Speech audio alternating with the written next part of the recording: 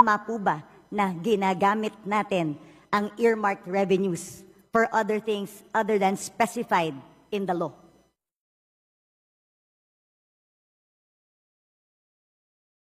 Madam Speaker, if I may be allowed, Yes.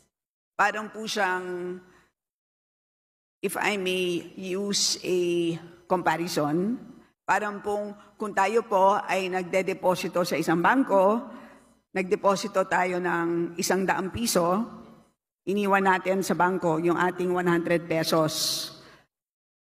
Habang hindi natin kailangan yung 100 pesos na yan, ini-invest ng bangko yung 100 pesos na yan.